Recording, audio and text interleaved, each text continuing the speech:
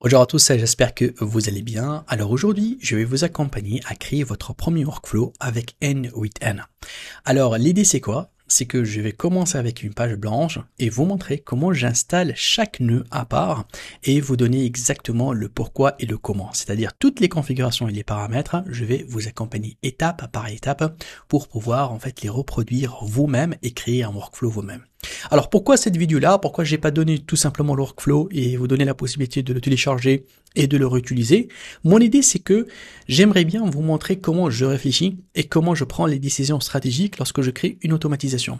Et généralement les entreprises qui achètent des workflows ou bien qui me contactent pour créer un workflow sur mesure, ils ont toujours le problème par la suite à la maintenance ou l'amélioration ou la mise à jour. Donc du coup ils sont toujours obligés de revenir vers la personne qui a créé le workflow pour lui demander en fait voilà de l'améliorer. Et donc du coup si on apprend à créer le workflow de A à Z dès le départ, vous allez voir qu'on va être capable d'abord à débugger les erreurs et surtout d'avoir un esprit là où il nous permet en fait de créer nous-mêmes notre propre workflow pour répondre à un besoin spécifique. Donc du coup, j'ai eu l'idée de faire cette formation là et vous allez voir comment je réfléchis, comment j'applique. Et à la fin de la formation, vous allez trouver tout simplement les erreurs fréquentes qu'on peut trouver avec N8N et je vais vous montrer comment j'ai pu en fait les fixer en suivant le flux de l'information et c'est comme ça comment il faut réfléchir. Donc la vidéo va être aussi accompagnée par un petit document en fait gratuit, là où vous pouvez bien évidemment même télécharger le workflow et vous allez trouver tous les liens que je vais utiliser voilà pour les paramétrages des API et faire voilà tourner mon système même avec donc le prompt global.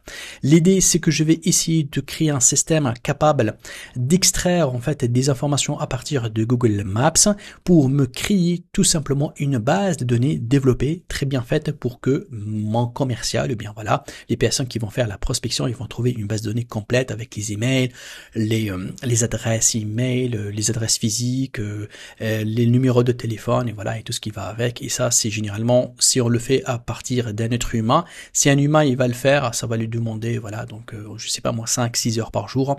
Aujourd'hui avec cette IA là, avec ce mécanisme là, au bout de 2 minutes c'est fait, on peut avoir une base de données de 1000 adresses. Et ce qui est très important, donc dans la formation, je vais d'abord commencer à expliquer ou bien faire tourner en fait ce workflow là pour voir un petit peu le résultat et qu'est-ce que je veux obtenir à la fin. Et après, on va ouvrir tout simplement un nouveau workflow vide et on va commencer à implémenter les nœuds une à une. Merci beaucoup. Bonjour à tous alors, dans cet atelier-là, qu'est-ce qu'on va faire? On va essayer de créer carrément un workflow qui permet d'extraire les datas et les informations du Google Maps. Vous savez que Google Maps, on trouve voilà donc beaucoup d'entreprises et dans ces entreprises-là, si on va aller manuellement en fait à extraire les datas et les données, ça va prendre beaucoup de temps. L'idée c'est quoi? C'est mettre en place un système. Dès que je lui dis voilà en chat, comme un simple prompt, bonjour, je veux recevoir les 1000 hôtels par exemple qui sont à Paris. Lui en fait carrément ce qu'il va faire, il va aller chercher voilà Paris hôtel et lorsqu'il va lancer en fait cette recherche là, vous allez voir qu'il va trouver des milliers d'informations et lui avec des API en fait il est capable de les copier en quelques fractions de secondes et le mettre dans une base de données. Donc grâce à ce workflow là, il va faire l'affaire et il va me permettre en fait d'extraire les datas et les informations. Alors un petit test rapide, ça c'est mon workflow, d'accord, et j'ai un agent IA ici qui a cette intelligence-là de tout capter. Donc du coup je vais parler avec lui, voilà, avec un chat très simple. Alors imaginez que là ici je vais lui demander, par exemple, de me chercher, voilà, les pharmacies à New York. Ok, ça c'est une simple question. Et mon objectif est que tous ces datas-là, donc à partir de la ligne 21, vous allez voir que là il va remplir les données. Alors juste pour l'information de test, je vais lui demander juste de capter 5, vu que c'est juste pour tester, mais bien évidemment pour vous allez voir dans la formation que je peux aller jusqu'à 1000 lignes donc dans ma base de données en quelques secondes. Alors du coup là, je lance ma demande. Donc du coup là, voilà, il est en train de réfléchir, il fait appel à mes fonctions et là donc il est en train en fait de réfléchir. Vous allez voir que derrière, il va avoir appel à plusieurs API, qu'on va le voir en détail en fait. Donc là ici, il est en train donc de chercher des résultats et après donc voilà, il a pu tout simplement extraire maintenant 5 résultats, comme vous le voyez là ici. Si je vais revenir à mon système, donc là du coup, il est en train de préparer la réponse et je regarde mon fichier Excel et voilà, donc dans mon fichier Excel, j'ai donc ce résultat là d'une façon très rapide avec les adresses email, les numéros de téléphone et voilà, donc la base elle est vraiment très longue. Donc du coup voici ça, c'est juste une petite démonstration pour vous expliquer que le système, vraiment, c'est un système très puissant qui est capable de m'aider dans ma prospection et de me donner en fait des résultats magnifiques. Voilà, donc là, ici même, il te fait un petit récap ici avec les datas et les informations. Donc l'objectif, on va commencer vraiment à partir d'une page, donc là, on va enregistrer, on va aller à partir d'une page vraiment blanche ici, comme ça, et on va commencer à faire la création de ce scénario-là de A à Z avec chaque installation et chaque paramètre un à un, et je vais vous accompagner jusqu'à ce que votre système soit opérationnel. Merci. Alors, juste avant de continuer la formation sur YouTube, je voulais me présenter très rapidement pour ceux qui ne me connaissent pas. Donc, je m'appelle Firas, je suis docteur en intelligence artificielle et aujourd'hui, je suis formateur sur la plateforme Udemy. Donc, dans cette plateforme-là, je donne des cours en marketing, business et intelligence artificielle. Et si vous allez dans la catégorie marketing, vous allez trouver que j'en ai plusieurs cours ici et je suis classé en tant que formateur le plus populaire en France dans ces catégories-là. Vous allez voir que j'ai des profils en fait qui contiennent le badge donc formateur partenaire à Udemy et la plupart de mes formations contiennent aussi donc le badge meilleure vente. Entre mes comptes sur Udemy, j'en ai à peu près dans les 120 000 donc étudiants qui ont ici mes formations et bien évidemment on a à peu près plus que 14 000 avis positifs. Aujourd'hui aussi je suis donc membre de la communauté N8N, là où je publie en fait mes workflows. Ce sont des workflows que je fais sur mesure pour les entreprises et que je partage avec vous gratuitement pour l'objectif de l'apprentissage. Pour vous remercier finalement d'être abonné à ma chaîne YouTube, sur mon site internet que vous allez trouver le lien ici, j'ai regroupé mes formations qui existent aujourd'hui sur Udemy qui sont les meilleures ventes et que vous avez tout simplement un accès voilà direct pour pouvoir en fait bénéficier de ces formations là. Ça c'est un remerciement de ma part pour votre fidélité. Utilisez ce coupon là pour avoir accès à ces formations là. Je vous dis merci beaucoup et bonne formation. C'est parti alors. Pour commencer déjà à créer un workflow de manière générale, on a besoin en fait d'un compte N8N. Et pour avoir un compte N8N, il y a la possibilité d'aller directement sur le site officiel de N8N, mais ici dans le site, il nous propose en fait voilà un test de 14 jours, mais côté prix par la suite, une fois que les 14 jours ils sont expirés, le problème que même si je paye par mois, ça devient un peu cher, c'est 24 € par mois, et je ne peux faire que 5 workflows actifs. Et ça, c'est très peu et c'est très cher. Les autres solutions, c'est quoi? N8N, en fait, c'est une solution open source. Donc, du coup, je peux l'installer sur un autre serveur et l'utiliser d'une manière illimitée. Ça, ce qui est très important. Et du coup, pour moi, en fait, ce que je fais tout simplement donc l'utilisation de Hostinger. Mais attention, j'ai un accès, ou bien on va aller à l'accès spécifique pour N8N. Ça veut dire un serveur là où le N8N il est installé. C'est pas un serveur classique. Et celui-là, on peut l'avoir uniquement à 6,99 € par mois. Et surtout, le nombre de workflows que je peux l'utiliser à l'intérieur, c'est illimité. Ça, c'est important.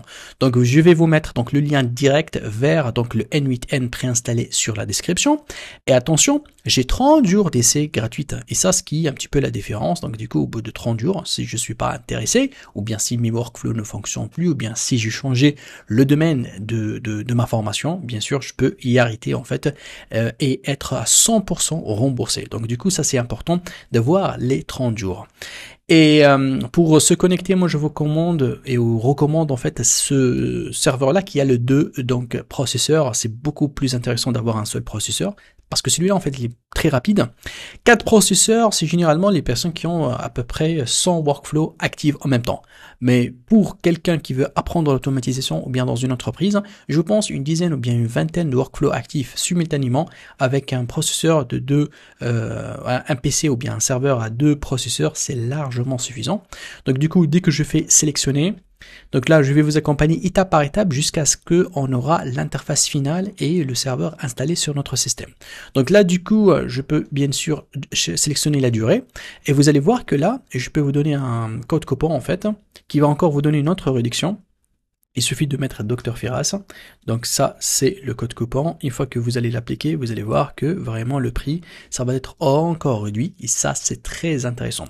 Ensuite, vous allez directement cliquer sur continuer. Pas besoin de remplir ces informations-là. Non, vous cliquez sur continuer pour que on puisse passer en fait au mode de validation de serveur et le setup, la configuration que je vais vous montrer maintenant étape par étape. Voilà, donc juste après le paiement, on va être ici dans cette interface-là pour commencer la configuration donc de notre serveur. Vous allez d'abord choisir l'emplacement physique de votre serveur.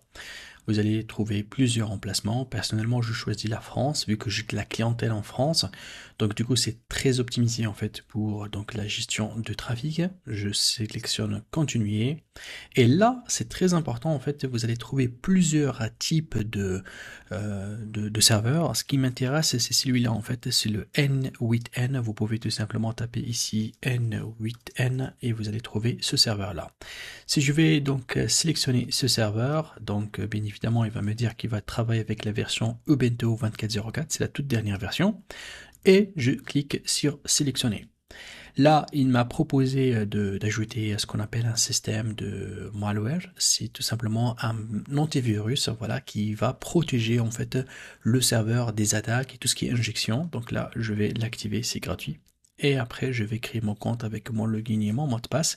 Donc là, je choisis un login et mot de passe. Je peux cliquer ici pour utiliser la génération automatique. Et là, c'est le nom en fait de mon serveur. Vous allez copier cette information-là et vous allez copier aussi l'information en fait de votre mot de passe dans un endroit sécurisé parce que vous aurez besoin lorsqu'on va se connecter avec le SSH par la suite sur notre serveur. Donc du coup là, je clique sur continuer. Là, il va prendre voilà quelques instants en fait pour faire toute l'installation et la configuration de serveur. Généralement, c'est rapide, hein. Donc on va dire d'ici 3 minutes, vous allez trouver la configuration de votre VPS prêt à être déployée. Donc, il fallait juste attendre que l'installation se termine avec succès. Eh bien, donc là, je peux accéder directement pour faire la configuration de mon VPS. Là, ici, il y a les accès SSH, que c'est très intéressant en fait de les copier. Donc là, on va les copier dans un endroit sécurisé avec le login et le mot de passe. Et là, vous avez aussi la possibilité d'avoir un nom de domaine personnalisé pour voilà accéder en fait à votre serveur VPS. Ça, bien évidemment, vous pouvez cliquer ici et sélectionner donc le nom de domaine qui vous intéresse. Comme vous le voyez là, donc il y a de 4 euros. On peut trouver même à moins de 2 euros et même moins de 1 euro. Là, c'est un choix en fait, vous pouvez le faire quand vous voulez pour pouvoir donner un nom direct à votre VPS.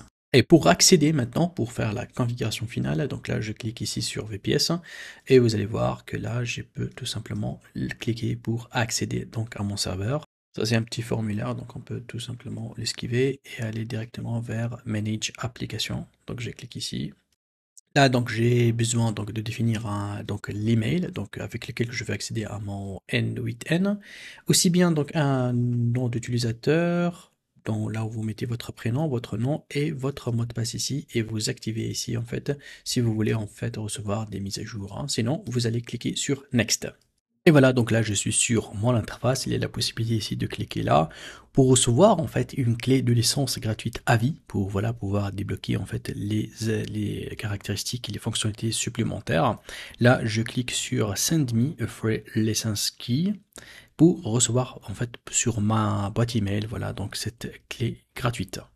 Et c'est parti, donc là je suis sur mon interface N8N, voilà, là où je peux créer en fait mes différents en fait, scénarios et gérer tout ce qui est workflow sur cette interface là. Donc là on a fini l'installation et le paramétrage de N8N. Voilà, donc là ici j'ai l'accès en fait à ma clé donc que j'ai reçue donc par email. Il fallait tout simplement copier ce code là ou bien cliquer sur Activate License Key pour pouvoir activer ça. Et là, donc, je suis parti tout simplement dans Setting, ici dans les paramètres, et vous allez voir que là, dans le usage et plan, bien évidemment, j'ai le nombre de workflows, ils sont illimités, ça ce qui est très intéressant, et aussi je peux tout simplement donc recevoir tout ce qui est fonctionnalité payante en mettant ici donc ma clé, donc là je vais cliquer pour ajouter la clé. Sans oublier que ça va m'éviter en fait de s'inscrire donc à des plans en fait payantes. Donc je viens ici, je clique sur Entrée clé, et là je vais faire tout simplement un copier-coller de ma clé. Et une fois ma clé elle est entrée, je vais cliquer tout simplement ici sur Activate. Et voilà, donc la licence vient d'être ajoutée donc avec succès. Donc là, du coup, je peux tout simplement utiliser et travailler avec donc le système sans aucun problème. Donc j'ai à 100% en fait un compte N8N active avec donc un nombre illimité de workflow sur un serveur en fait qui est hébergé sur Hostinger et je peux donc le lancer.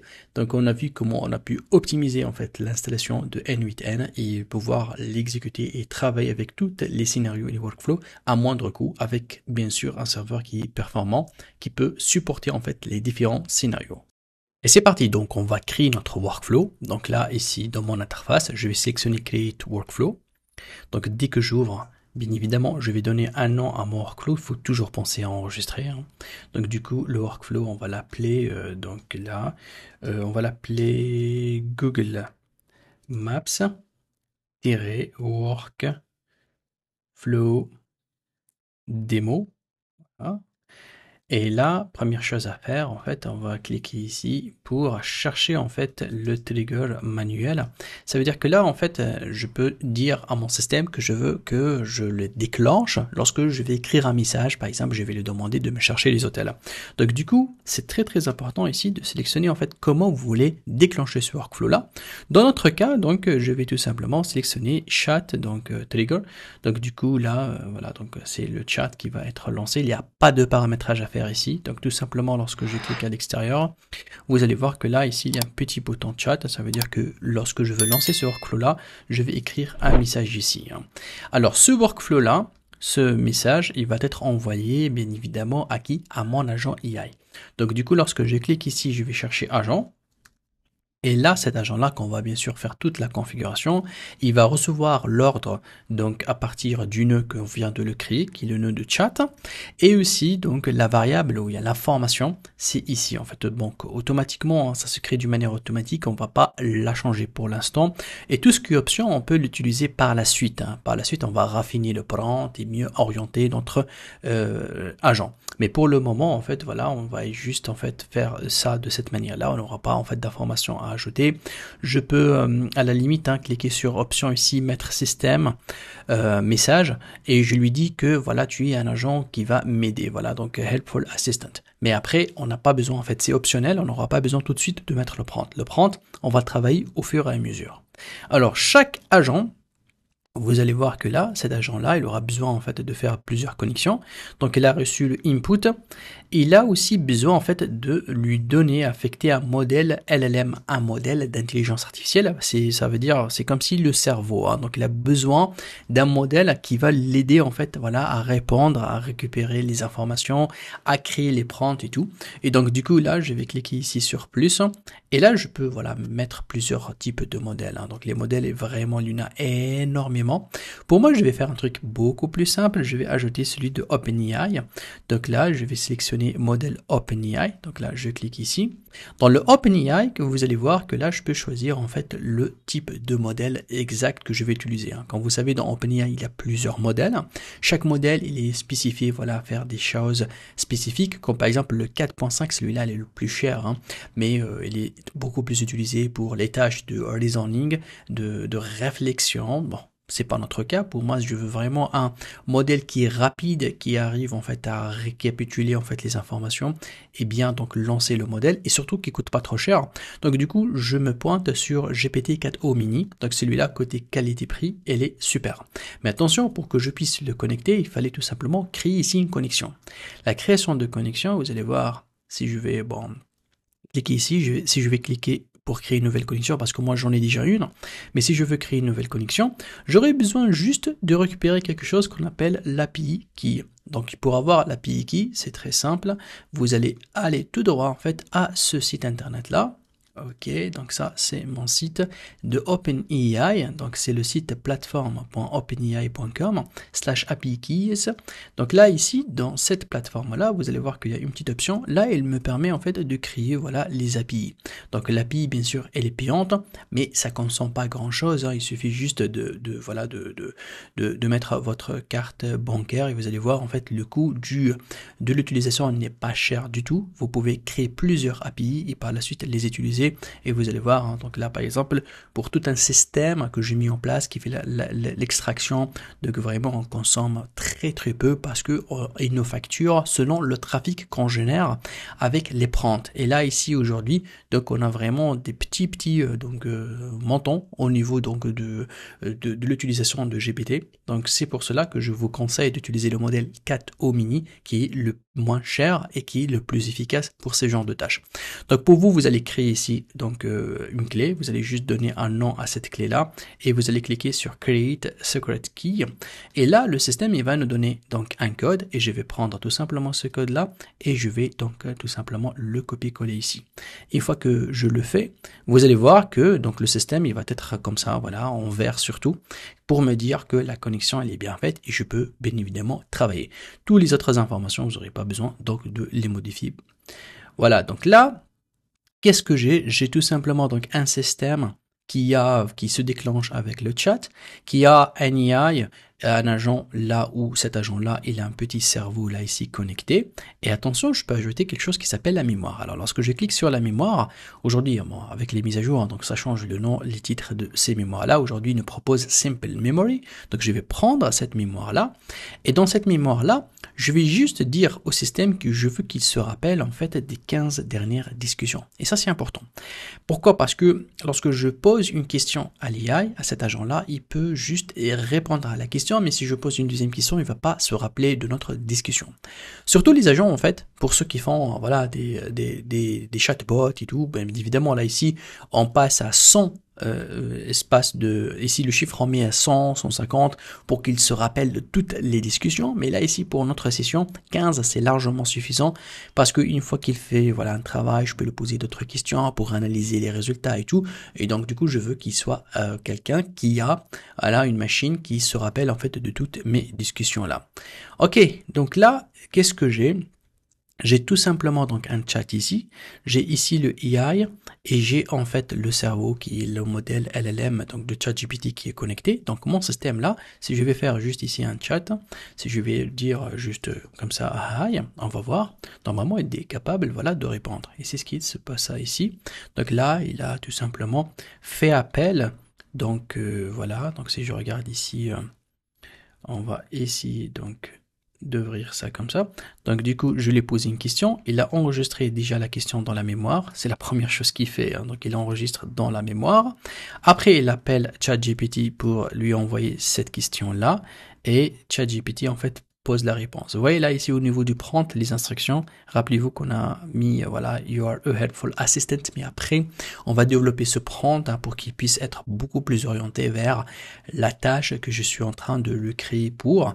Et donc, du coup, ici, c'est voilà, c'est un prompt de base.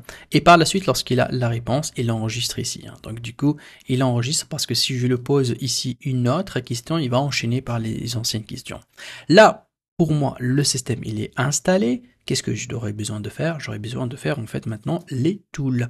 Les tools, ou bien, voilà, le fait d'ajouter, en fait, ces outils-là, ça va donner la main, en fait, à cet agent-là de les utiliser, voilà, pour qu'il puisse tout simplement répondre à mes besoins, à mes questions qui sont beaucoup plus spécifiques.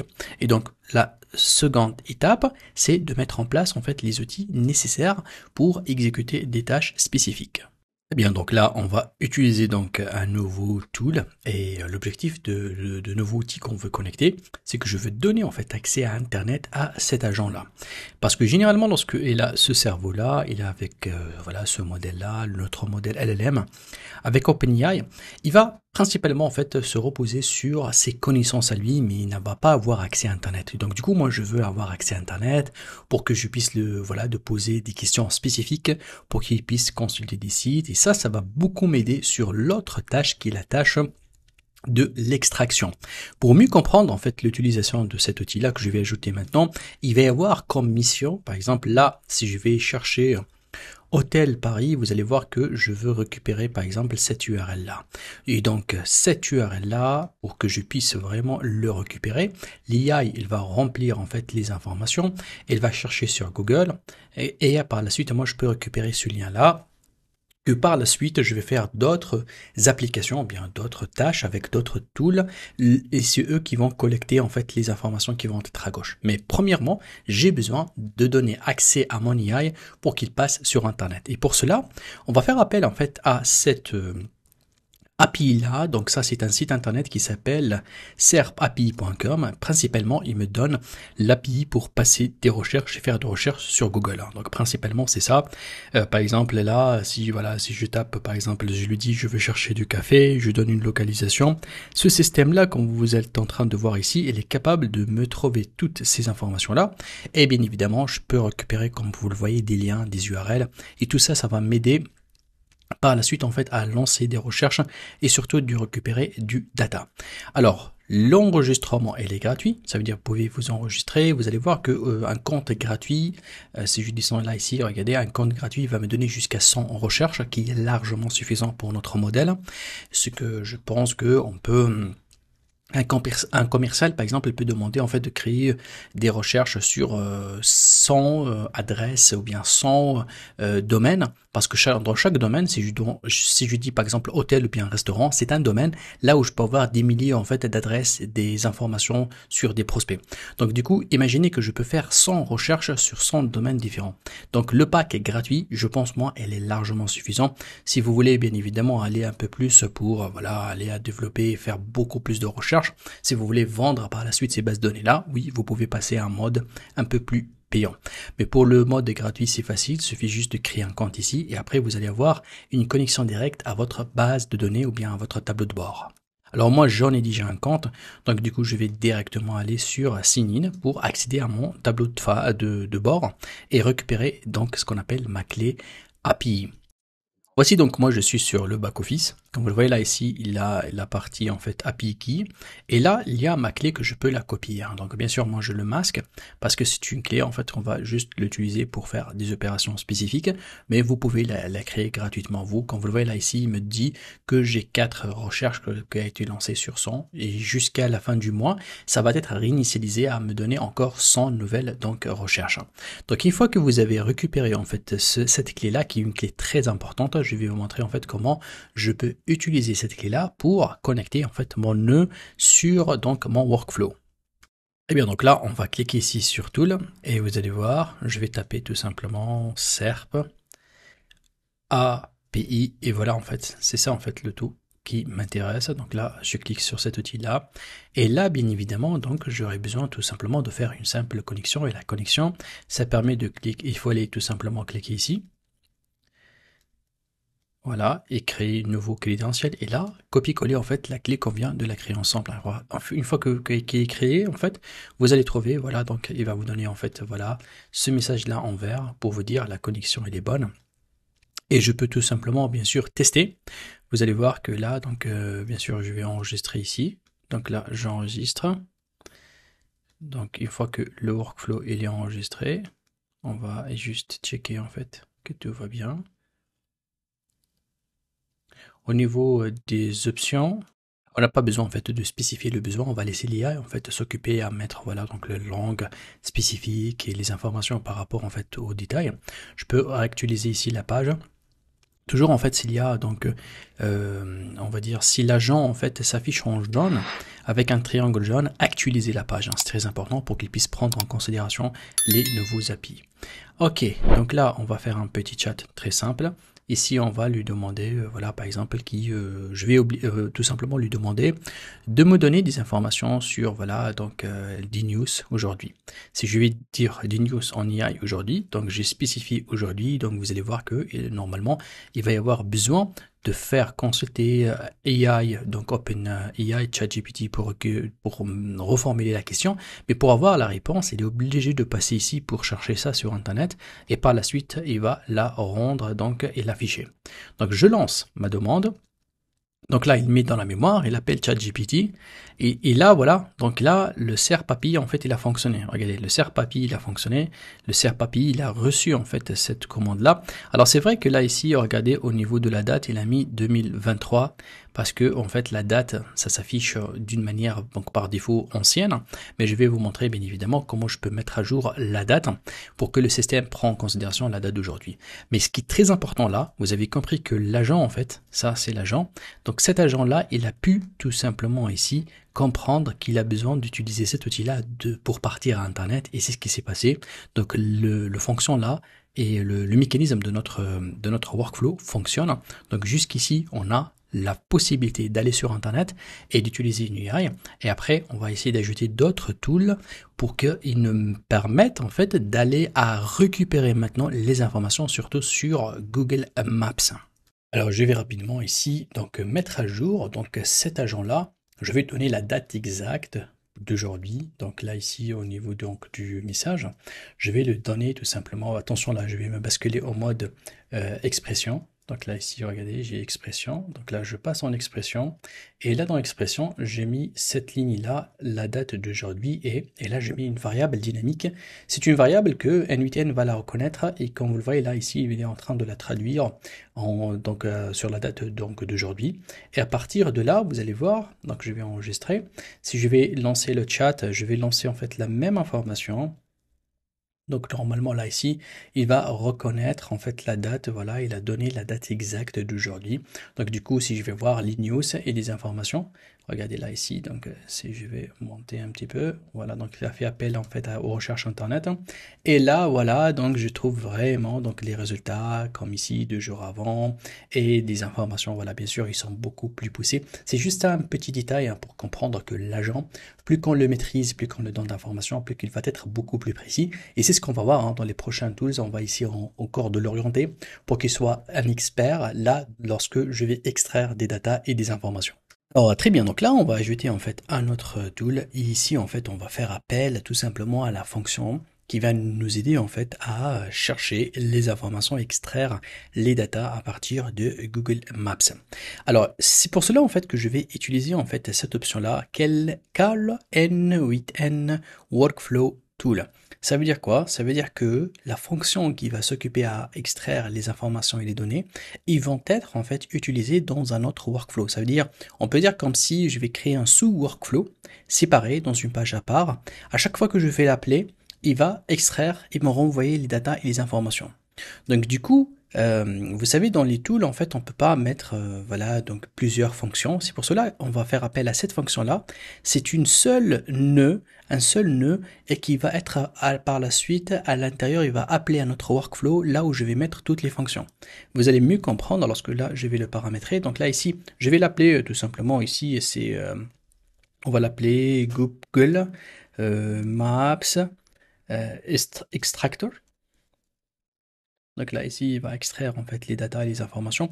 Alors, c'est très important en fait de donner ici la description parce que cette description-là, attention, elle va servir aussi à être une description pour notre agent AI. Donc l'agent AI, lorsqu'on va lui donner ici une bonne description, il va mieux comprendre aussi le tool. C'est vrai que même si on met rien, il va comprendre, mais si on met, vous allez voir, et j'ai testé en fait la différence, il va être voilà beaucoup plus confiant à connaître les nœuds et c'est plus rapide en fait. Il n'aura pas besoin par exemple à entrer dans tous les nœuds pour les tester et voir si les résultats ils sont bons ou pas. Donc du coup, si on fait une bonne description, imaginez que vous avez 5 ou 6 tools connectés entre eux. Donc là, il va aller très très vite. Alors là, je vais l'ajouter en fait par la suite et vous allez voir que j'aurai besoin, une fois que j'ai créé un nouveau workflow, je devrais en fait le faire connecter ici. Hein. D'abord, on va aller étape par étape. Là, on crée donc le tool. Regardez, là c'est le tool. Donc du coup ici, c'est ça le concept. Hein. Donc l'agent AI, il doit être connecté à un tool. Vu que ici il y a plusieurs fonctions que je vais le faire, donc du coup je peux pas mettre plusieurs nœuds ici connectés. Donc du coup je le fais uniquement connecté à un seul nœud. C'est un nœud qui s'appelle call N8N Workflow, mais je préfère aussi en fait. Donc là on va enregistrer. On préfère aussi en fait le renommer hein, pour que ce soit beaucoup plus simple. Donc là on va l'appeler Workflow Google Extractor. Voilà, on va l'appeler comme ça pour qu'on puisse vraiment mieux comprendre. Ça c'est beaucoup plus pour nous, hein, afin qu'on puisse voilà, afin qu'on puisse voir voilà un workflow facile à lire et à comprendre. Surtout si on va l'exporter. Ok, celui-là, qu'est-ce que je vais faire? Donc une fois que j'ai enregistré, vous allez voir que je vais essayer de créer un nouveau workflow. Donc c'est comme si je reviens ici, d'accord? Rappelez-vous que ça c'est le workflow en fait principal. Ok. Celui-là, donc, c'est le workflow principal. Et je vais créer un nouveau, ici, qui va être secondaire ou bien un sous-workflow. Voilà, on va lui donner un nom ici afin qu'on puisse mieux le comprendre. Alors, on va l'appeler Google Maps sous-workflow, ok? Voilà. Sous-workflow. Voilà, on va faire appel en fait à cet outil-là. Très bien. Une fois qu'on a enregistré, donc là ici, on va créer en fait ce workflow-là. Et attention, ce workflow-là, il va être déclenché si il a été, si on l'a fait appel, voilà, à partir en fait d'un autre workflow. Et donc ça, c'est très très important de bien spécifier ça. Donc vous allez voir, regardez là ici, il y a une option qui s'appelle celle-là en fait when executed by another workflow. Donc celle-là, elle ne fonctionne sauf si elle a été exécutée par notre workflow. Voilà, c'est pour ça que je sélectionne en fait ce déclencheur. Et là, au niveau du déclencheur, il me dit, OK, comment tu veux que, voilà, que je reçois les informations? Soit il accepte toutes les informations, soit tout simplement, on va lui donner des informations spécifiques.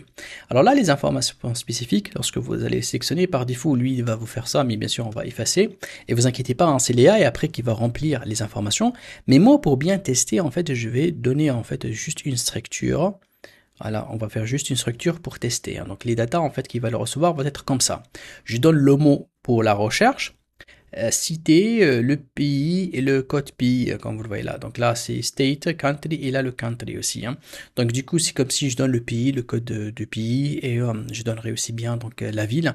Et donc du coup, grâce à ça, ces 4 variables-là, par la suite, le système, il va recevoir, il va remplir ces données-là pour me donner le résultat. Hein.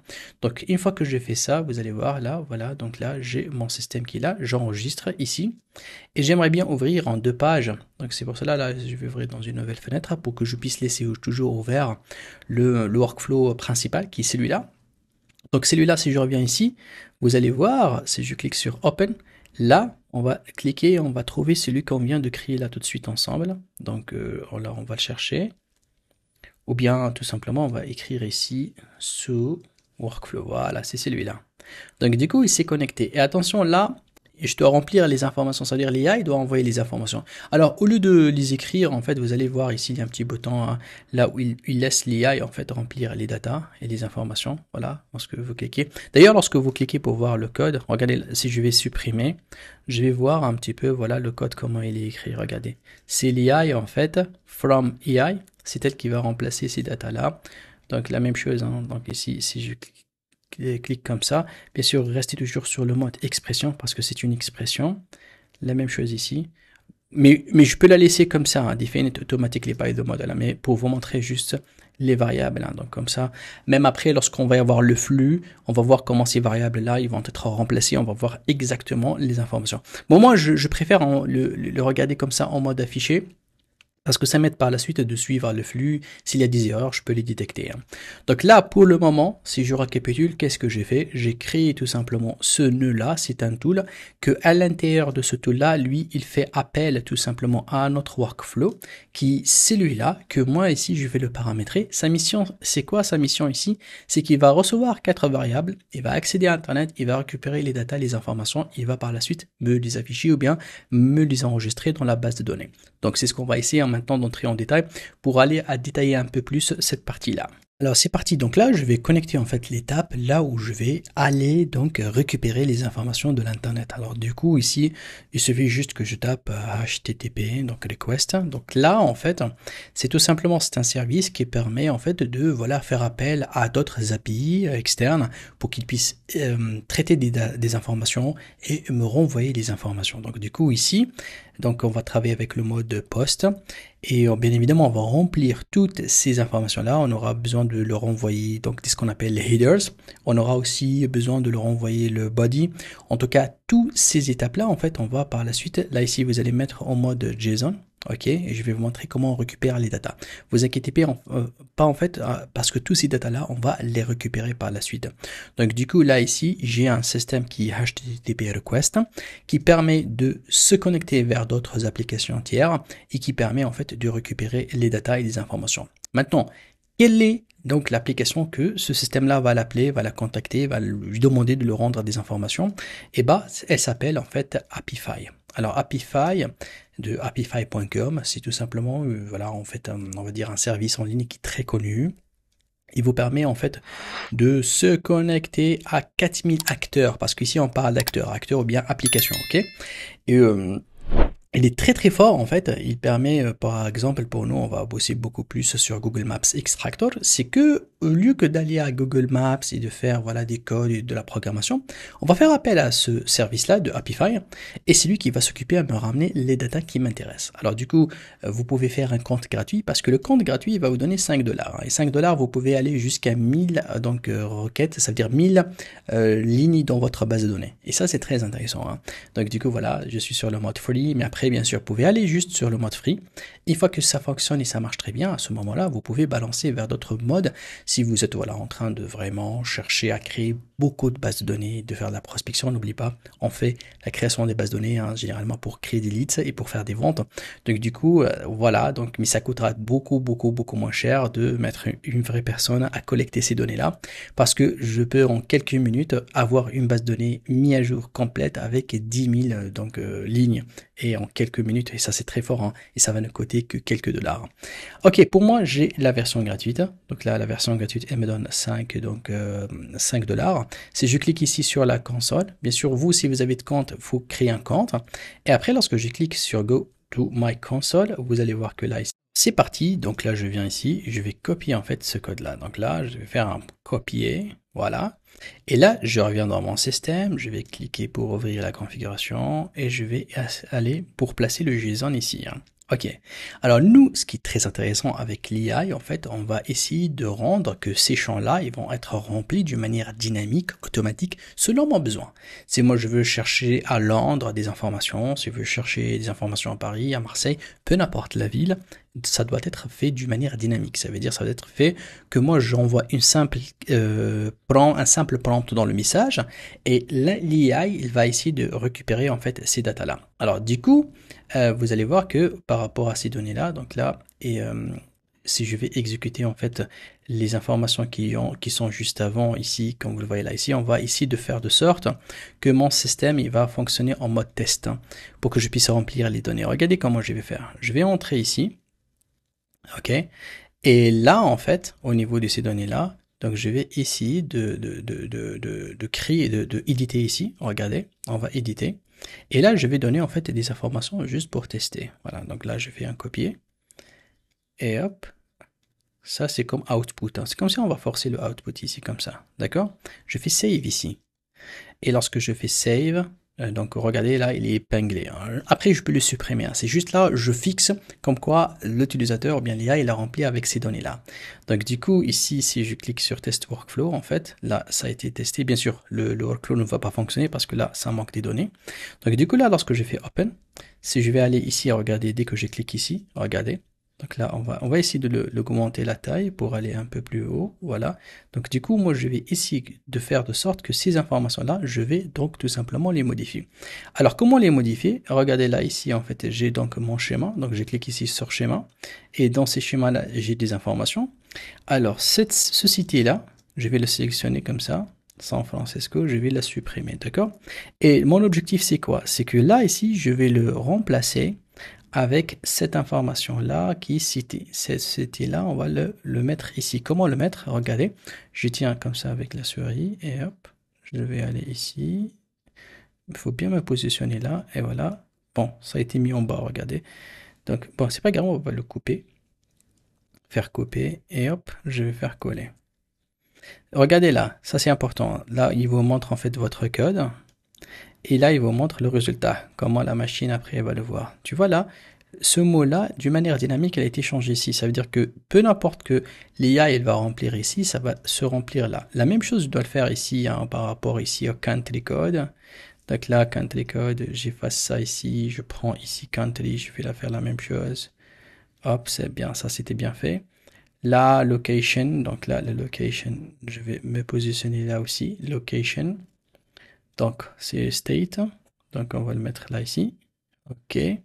Alors, le nombre de recherches, moi, je mettrai 2, hein, juste pour tester. Mais après, une fois que votre système fonctionne, vous remplissez 100, 200, tout dépend de votre besoin, OK? Et là, c'est le mot, en fait, de recherche. Bien évidemment, ce que je vais le mettre ici, regardez ça. Ça doit être, en fait, ça. C'est le mot de recherche. Donc, on va le placer ici, comme ça. Très, très bien. Regardez là.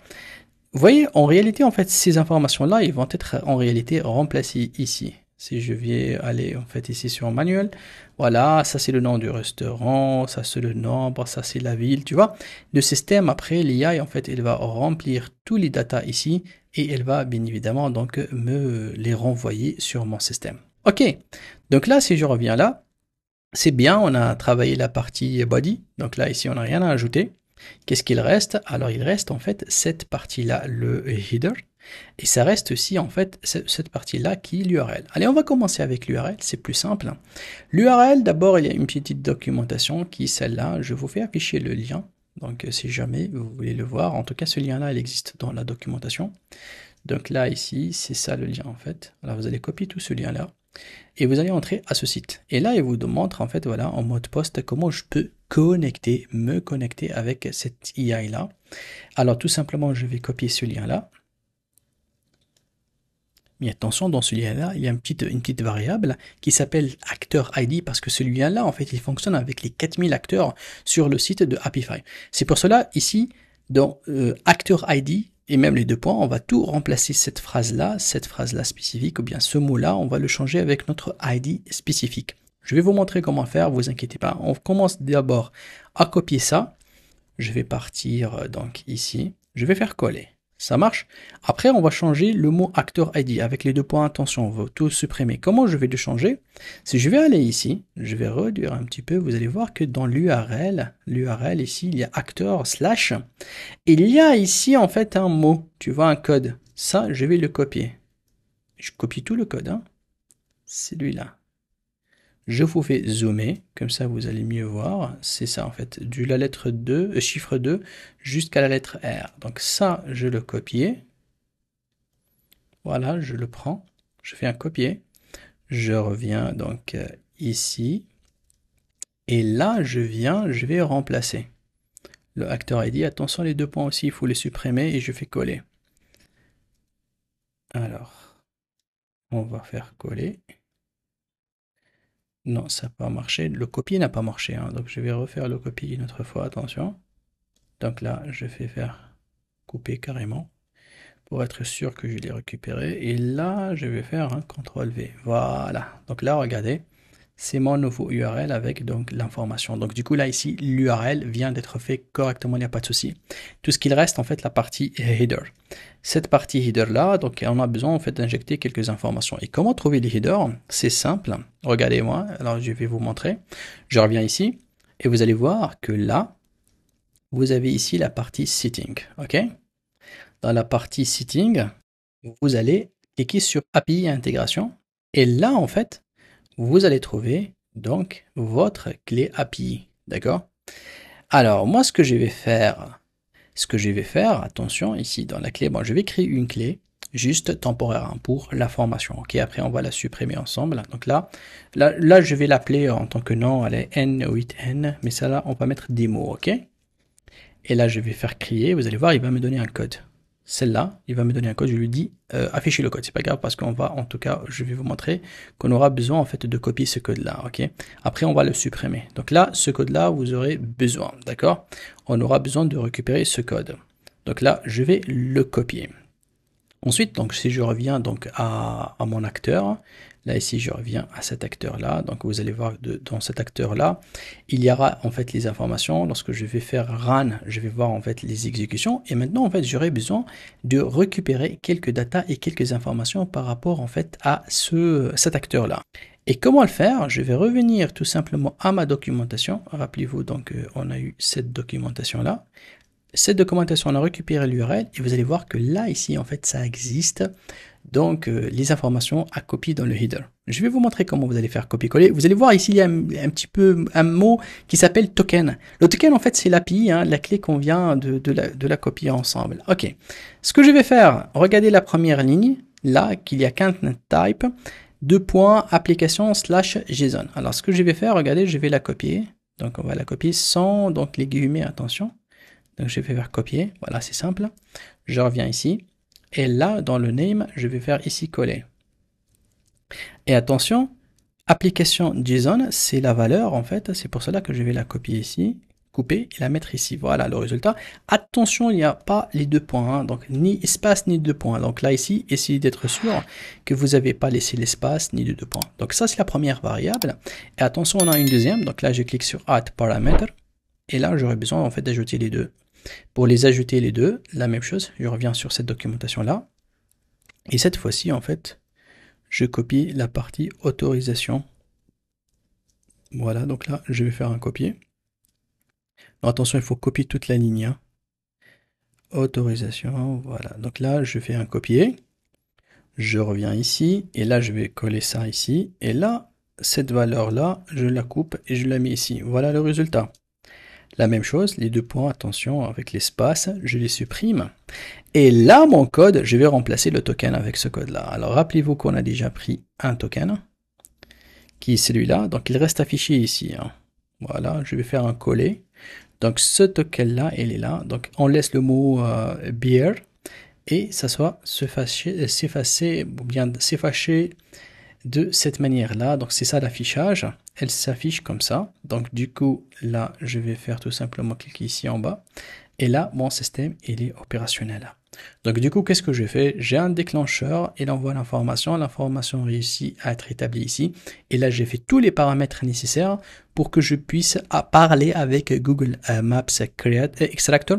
Et maintenant, Google Maps Extractor, il a cette tâche-là de me donner toutes les informations. Alors, une fois que les informations, je vais les recevoir de cette API-là, parce que quelque part, le output, en fait, c'est ça. Le système, lorsque je vais appeler à ce Google Maps Extractor, son résultat, c'est quoi? Il va donner un tableau, un résultat.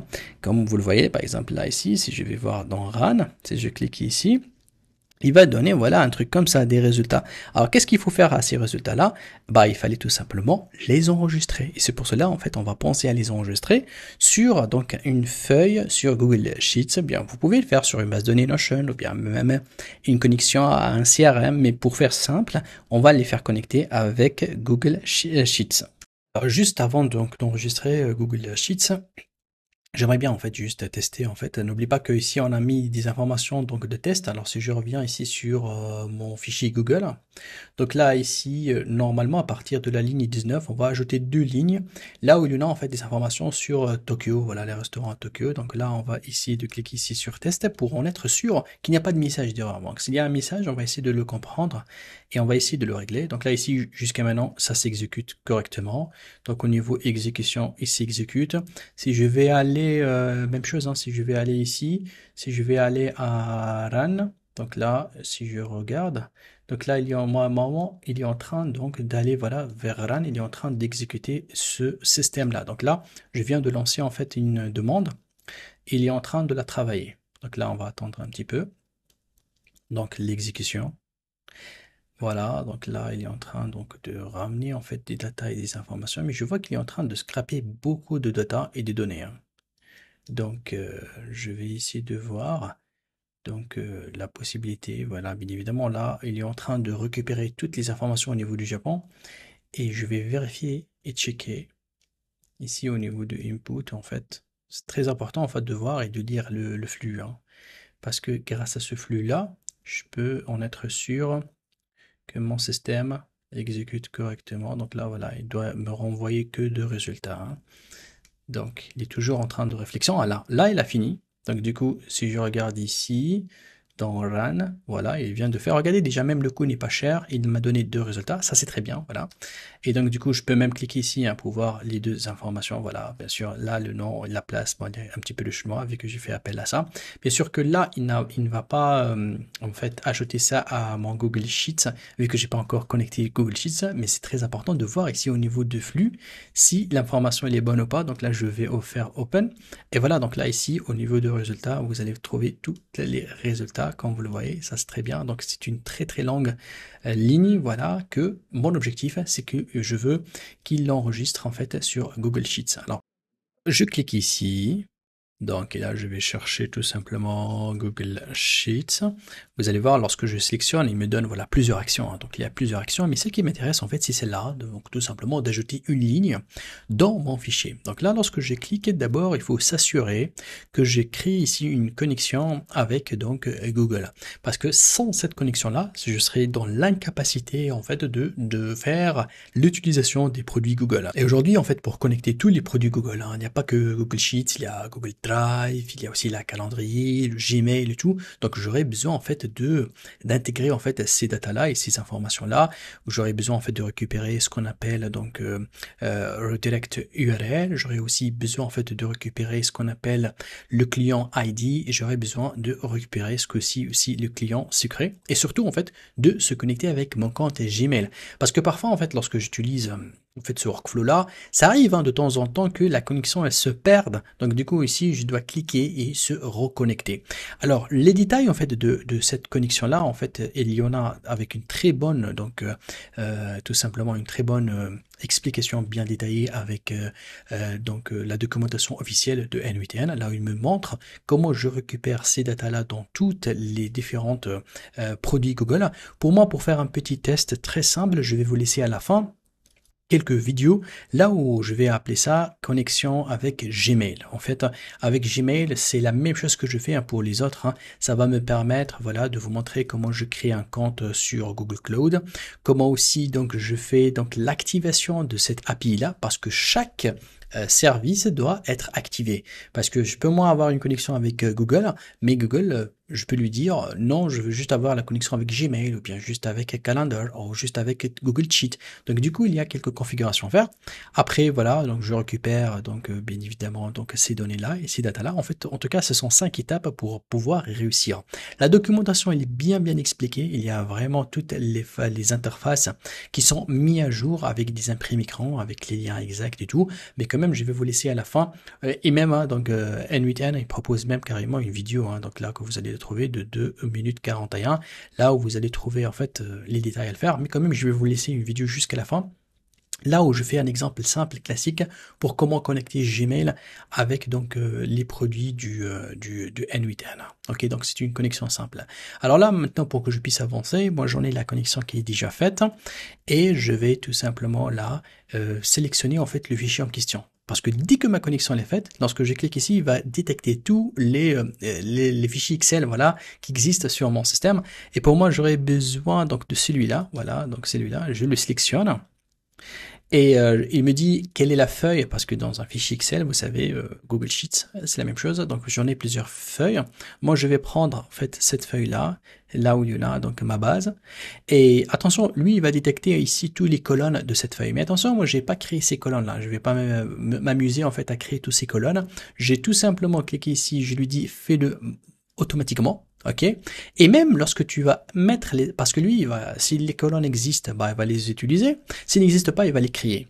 Et même les informations qu'il va les mettre dedans, en fait, il va formater. Parce que si je prends, par exemple, une adresse email, donc il y a un format email. Donc lui, il va mettre le type de chaque colonne d'une manière spécifique. Et attention, il y a la possibilité ici d'ajouter cette option-là, donc le format de la cellule. Et je peux lui dire, alors, soit tu laisses Google, donc s'occuper de ce format-là, soit je peux donc tout simplement donc faire de sorte que le format, je veux laisser N8N en fait choisir le format. Alors, vous pouvez tester les deux. Ça dépend parce que dépend des datas et des informations, mais d'une manière générale, moi j'utilise N8N format. Mais si jamais N8N, voilà, ne répond pas à votre besoin, vous ajoutez les numéros de téléphone, mais les numéros de téléphone arrivent avec des problèmes de formatage, c'est-à-dire au lieu d'avoir un plus au début, tu vas trouver qu'il ne met pas le plus, ou bien il fait voilà que 3 zéros au lieu qu'il fait 2 zéros. Bon, il y a des problèmes que vous avez remarqué dans l'affichage. Alors du coup là, vous pouvez venir et forcer en fait le formatage avec Google. Mais moi par défaut, je prends N8N et ça marche très bien. Mais quand même, il y avait pas mal donc de participants qui m'ont parfois réclamé, surtout des entreprises qui extractent des datas spécifiques. Et du coup, lorsqu'ils en met dans la base de données, il y a un problème de formatage. Et donc du coup, on joue sur ce côté-là. Très bien. Donc là ici, mon Google Sheets. Il est paramétré, donc j'ai tout ce qu'il faut. Et les informations ils vont être maintenant enregistrées dans la base de données. Et attention, on va ici de cliquer ici sur plus et on va essayer de faire en fait ce qu'on appelle une agrégation. C'est tout simplement, c'est une fonction ici prédéfinie. Elle permet en fait de regrouper toutes les informations sur un seul fichier, si tu veux, ou bien une seule ligne, ou bien une seule liste. Et ça, c'est pourquoi? Parce que moi, Google, lorsque je parle avec lui, plutôt l'agent IA, et lorsque je parle avec lui, il va utiliser ChatGPT, il va faire la recherche et après il va m'envoyer un résultat. Il va me dire voilà, j'ai récupéré telle ou telle donnée. Pour moi, je veux qu'il me affiche en fait, ou bien il traite l'information qui va être sortie de là. Ça m'intéresse pas qu'il va traiter en fait les informations qui existent sur mon fichier Google, parce que parfois le fichier Google il est énorme, il est grand, il y a énormément de data et on va perdre beaucoup de temps et de tokens. Surtout, n'oublie pas que OpenAI quand même, elle facture le token. C'est vrai que c'est pas cher, mais quand même. Pour moi, si je fais l'agrégation maintenant, je suis sûr que tout ce workflow-là, lorsqu'il va bosser et travailler, il va me donner en fait un résultat concret, propre. Et ça, ce que je préfère, donc du coup, qui me donne une ligne. Donc cette ligne-là, ça va aider uniquement au niveau de mon affichage. C'est pas plus que ça. N'oubliez pas de faire enregistrer. Donc là, j'ai enregistré. Donc mon workflow là, il est opérationnel. Tout ce qu'il faut faire maintenant, bien sûr, ne pas oublier de enlever en fait ce test là parce que là on a épinglé donc du coup il suffit juste de cliquer ici et ça va partir donc voilà, on va pas forcer un output spécifique donc du coup on n'a pas cet objet là. Ça c'est le JSON exemple, donc vous inquiétez pas par rapport ici, ça cause pas de problème. Et donc du coup là ici mon système, je fais save, il est prêt à être déployé en totalité. Alors, sincèrement, là, j'aimerais bien tester avec vous, même s'il y a un message d'erreur ou bien une faute, et j'aimerais bien qu'elle s'affiche s'il y en a, mais c'est pas, s'il n'y en a pas, bah, tant mieux. Mais c'est très important pour moi de vous expliquer, en fait, ou bien de vous montrer comment il faut suivre le flux de l'information. C'est très important d'être à l'écoute de votre agent pour voir un petit peu comment il raisonne, parce que lorsque tu vois le flux de l'information et comment l'information circule, tu peux améliorer votre flux, tu peux ajouter d'autres informations, et c'est ça ce qui est important. C'est pas juste de refaire un atelier, mais de comprendre comment ça tourne et comment ça fonctionne. Donc du coup, j'enregistre, j'actualise ma page parce que actualiser la page, il est intéressant, il est recommandé sur N8N parce que parfois lorsque vous faites des modifs, ils sont pas pris en charge même si tu cliques sur enregistrer. Donc le fait d'actualiser la session, c'est important. C'est parti, donc là ici côté, on va faire voilà, on va lancer une recherche, OK? Et cette fois-ci, on va demander en fait on va le demander en fait de nous trouver Carpentier, tout simplement au niveau Carpenter, au niveau du New York. Ok, c'est une voilà un métier spécifique que je veux le chercher à New York et je vais voir s'il est capable en fait de répondre à cette question-là et qu'il va m'ajouter en fait deux lignes. Alors mon objectif c'est que si je lance cette requête-là, je veux que ici en fait il me remplit deux lignes. Ok, donc là j'ai mis tout simplement voilà donc je reviens, voilà. J'ai mis tout simplement ici dans la localisation c'est New York et j'ai mis ici le domaine en fait qui m'intéresse, le métier qui m'intéresse et donc du coup lui il va chercher ces informations là, donc ces artisans là s'il existe. Alors donc on va voir s'il est capable de trouver les menuisiers en fait qui existent donc à New York. Donc c'est parti, je lance. Et on va essayer de voir. Donc là, voilà. Oui, tu vois, il a compris qu'il s'agit de là. Mais là, il a affiché un message d'erreur. C'est pas grave. Donc on va le laisser finir. Généralement, il fait plusieurs tests. Voilà, il fait 3, je pense jusqu'à 3 ou bien un peu plus. Mais quand même là, voilà, il a un problème. Donc du coup, ce que je peux faire, je peux tout simplement et tout de suite faire stop. Ou bien je peux laisser un petit peu tourner. Et tu vois, il a même ma partie sur Internet ici. Mais là, donc je regarde en fait les informations qu'il m'a renvoyées. Alors du coup, lorsque je regarde, je vois qu'il a récupéré les informations. Moi, je pense qu'il les a récupérées de Internet. D'ailleurs, il y a 3 réponses. Mais moi, je sais qu'il doit renvoyer que 2. Et ici, en fait, sur ce workflow-là, c'est important. Donc là, il envoie la requête comme il faut, comme input, mais celui-là, c'est comme s'il ne répond pas. Ok, alors, je vais vous... Ah, voilà, là, il répond. Il me donne ici, voilà la réponse. Et donc, du coup, si je vais revenir ici, c'est important de suivre de cette manière-là. Donc là, il fallait vraiment regarder de cette manière-là. Donc, du coup... Je sais pas si celle-là c'est la dernière. On va... Ah non. Donc du coup, si je regarde, même si j'actualise cette page-là, je pense qu'il n'a pas fait appel en fait à ce run ici. Ça veut dire que là, la fonction en fait n'est pas entrée ici. Ça c'est important parce que voilà, ça c'est les deux résultats qu'on a eu tout à l'heure. Ok. comment faire pour faire en fait vraiment un suivi? Donc je reviens ici. D'abord, je clique ici 2 fois. Donc là, je clique 2 fois et j'aimerais bien ajouter ici une description, hein. Comme ça, on a oublié de mettre la description parce que la description, en fait, moi ce que j'ai fait généralement, je prends la description de l'acteur, hein. Voilà, je la copie ici parce que généralement elle est bien faite, hein, et je la copie coller ici. Mais vous pouvez bien sûr détailler la description vous-même avec plus d'informations. Ça c'est pour commencer. 2. Alors, au niveau des data, alors je regarde ici en fait, donc là, regardez les input is not valid. Donc là, du coup, ok, donc là, le input de country ici, c'est comme si lui, il cherche en fait ce qu'on appelle, au niveau du pays, en fait, il cherche exactement en fait le code pays, hein. Donc là, il a besoin en fait de code pays. Il me dit ici, voilà le code pays, comment il doit être. Ah, et pourquoi lui n'était pas capable de faire ça, de traduire le code pays comme il faut? Parce que dans son prompt là, il n'est pas au courant qu'il doit le faire. Alors du coup, comment je dois faire pour régler ce problème-là? Vous allez voir, lorsque je vais cliquer sur Open, je vais voir ici, lui, voilà, il a rempli les informations, mais c'est pas en détail que dans Country, il fallait mettre en fait le code de pays. Et donc du coup, qu'est-ce que je vais faire? Je vais tout simplement copier ici, donc tout simplement ici un prompt. Ça c'est un prompt en fait, là où je lui explique tout ce qu'il arrive dans cet objectif-là et dans ce projet-là. Et donc du coup là, voilà, on lui explique en fait c'est quoi sa mission, on lui explique le contexte du travail qu'on va faire avec, on lui explique, voilà, bien sûr la partie éthique, hein, très important, on lui explique aussi donc les contraintes, ce qu'il doit checker, ce qu'il doit vérifier, et surtout en fait si je regarde ici, j'ai beaucoup mis en fait le fait qu'il doit respecter le format ISO 3166 pour que voilà les pays en fait ils sont voilà donc avec donc leur code. Alors bien évidemment ça c'est un code que je l'ai géré en fait plutôt sous ce prompt là, je l'ai géré avec donc ChatGPT, hein.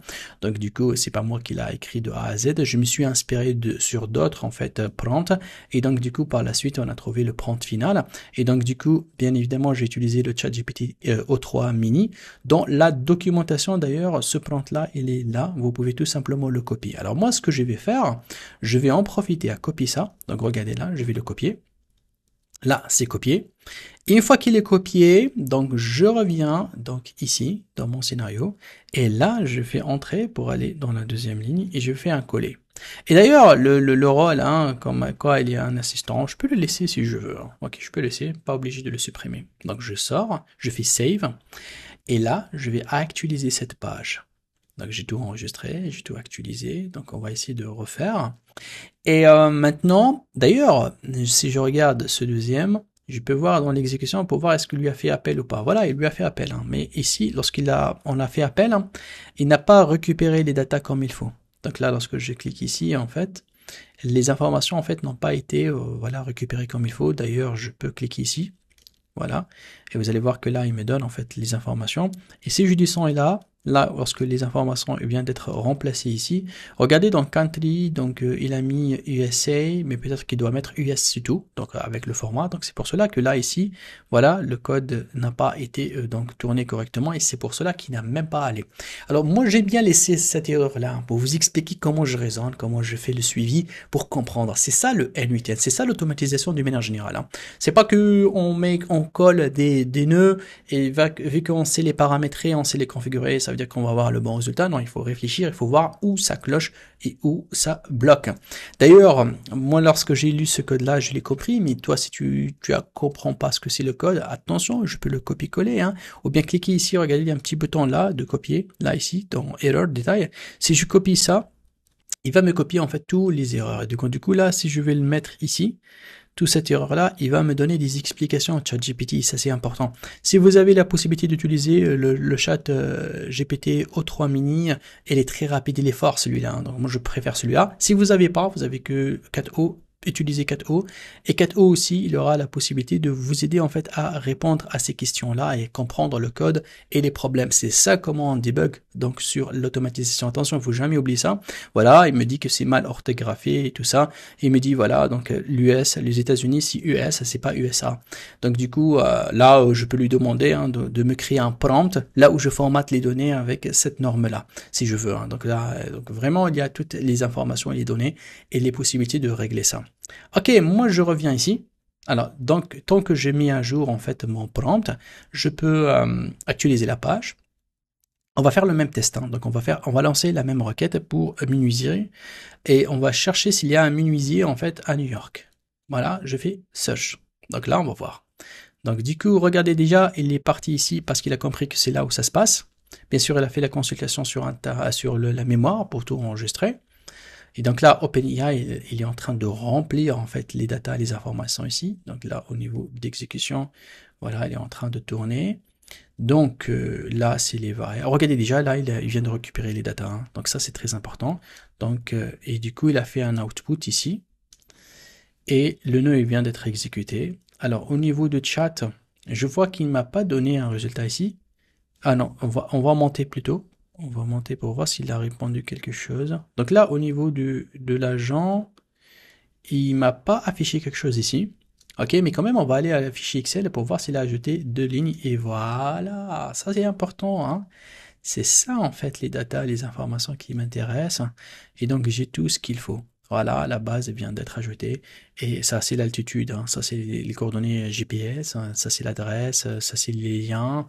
Et donc du coup, ça c'est vraiment ma base. Il a tout rempli et ça c'est très très important. C'est-à-dire que le système il est bien tourné. Si je viens ici, je dois trouver la nouvelle ligne. Voilà, elle vient d'être ajoutée. Tu vois, le coût n'est pas cher, hein. Donc du coup, pour moi, si ça fonctionne, hop, je peux tout simplement lui demander à qu'il va m'abstraire ou faire l'extraction de, je sais pas moi, 500 lignes. D'ailleurs, là, ici, voilà, si je clique pour voir la nouvelle, voilà, la nouvelle, elle a bien tourné. Donc là, je suis sur le deuxième workflow, hein, sur le sous-workflow. Donc du coup, voilà, donc les informations, elles vont être bien. Peut-être que là, ici, je vais cliquer ici pour voir un petit peu pourquoi il n'a pas affiché Google, hein. Plutôt OpenAI. Donc normalement là il a les informations. Donc l'agrégation en fait il a pris, regardez, l'agrégation il a pris tout ce tableau là, les deux lignes, et il a donné comme output, voilà, donc on va dire une seule ligne de data. Tu vois, c'est pas un tableau, il a envoyé un seul bloc. Et ça c'est bien. Et normalement là ici, avec OpenAI, si j'actualise, bon en tout cas on peut tout simplement en fait voir. Mais c'est pas grave en tout cas. Et là ici au niveau de chat, il m'a pas rendu en fait l'affichage, mais le plus important que j'ai un système maintenant qui est opérationnel sans aucun souci. Donc du coup, j'ai mon mécanisme qui tourne, qui fait l'extraction comme il faut avec un flux, un workflow principal et un sous-workflow aussi secondaire qui fait donc cette fonctionnalité là. Donc, je pense que si vous êtes arrivé à ce niveau-là de la formation, c'est que ça veut dire que vous avez aimé donc faire la création de workflow vous-même de A à Z. Et si vous voulez avoir beaucoup plus de workflow, beaucoup plus donc d'ateliers pratiques, là où je fais en fait voilà plusieurs modèles beaucoup plus complexes, des modèles qui vont vous accompagner aussi de A à Z pour devenir expert en automatisation et en no-code. Donc, j'ai regroupé tout simplement une formation complète, hein, donc vraiment c'est une combinaison en fait, ou bien une fusion de plusieurs formations, à peu près une vingtaine de formations dans le domaine de l'automatisation, dans tout ce qui est aussi donc les tutoriels N8N avec les workflows et aussi d'autres outils qui sont très intéressants pour toute personne qui veulent continuer dans ce domaine-là et être un expert en automatisation et en no-code. Je vous montre tout de suite un lien là où vous pouvez télécharger, accéder directement à ces workflows-là et encore améliorer votre pratique et devenir expert. Alors, vous allez tout simplement accéder à mon site internet dr-ferras.vip. Alors, sur ce site-là, vous allez trouver en fait une sélection de 20 formations qui contiennent en fait 100 heures de cours. Les formations, ils sont de débutants à experts. On trouve tout ce qui est automatisation, tout ce qui est no-code, tout ce qui est intelligence artificielle. Je commence en fait avec les bases et petit à petit, en fait, on va monter de niveau. Il y a plusieurs workflows à travailler, il y a plusieurs ateliers pratiques et surtout, en fait, vous allez trouver les codes sources prêts à être téléchargés et être déployé et testé. L'objectif, c'est que si vous faites 1h30 de vidéo par jour, au bout de 2 mois, vous allez être capable à créer votre propre workflow et à créer en fait des systèmes complexes prêts à être utilisés dans votre entreprise ou même à être revendus. Alors, la formation ici, donc pour y accéder, c'est très simple. Vous allez injecter ici votre adresse email. Une fois que vous tapez l'adresse email, vous allez utiliser aussi mon code promo YT20. Donc ça, c'est un code que j'ai mis pour ma communauté sur YouTube. Ça va vous donner bien évidemment une réduction supplémentaire et vous allez bien évidemment 14 jours garantis. Ça veut dire au bout de 14 jours, généralement, si vous arrivez à avoir une vingtaine d'heures, vous allez sentir que votre niveau il vient d'être avancé et vous allez bien évidemment manipuler, utiliser des workflows beaucoup plus facilement. Donc la garantie, elle est 14 jours. Si au bout de 14 jours, vous n'arrivez pas à vous progresser, vous pouvez tout simplement envoyer un email et je vous rembourse donc à l'intégralité de votre paiement. Là, une fois que vous avez accès au cours, vous allez voir que bien évidemment, tout dépend du pack que vous avez pris, vous allez avoir accès aux formations en fait de Dr Ferras. Donc là, tout ça, ce sont mes formations qui sont aussi disponibles sur Udemy, bien évidemment. Mais là, c'est le prix qui est différent. C'est tout simplement un package pour ma communauté, pour les encourager, voilà, à aller vers l'avant et à voilà et apprendre beaucoup plus facilement avec un coût beaucoup plus réduit. Si je prends par exemple une des formations, si je vais cliquer par exemple ici, vous allez trouver toujours, je commence avec ce qu'on appelle un support du cours, là où je vous donne les accès, les informations, les workflows à télécharger, les PDF. Et dans toutes mes formations, ils sont répartis de cette manière-là. Il y a toujours à gauche donc les différentes vidéos. Si vous cliquez, voilà, il va vous donner un accès direct donc à la vidéo, là où je vous accompagne, voilà, étape par étape pour pouvoir, voilà, résoudre donc ou bien alimenter ou bien créer votre workflow d'une manière très simple et très fluide. Donc toujours à la fin donc de la formation, vous allez avoir un atelier pratique final, là où vous allez tester vos compétences pour en être sûr en fait que vous êtes capable en fait de faire ces créations là. Je vous dis merci beaucoup et je vous vois dans la prochaine vidéo. Merci.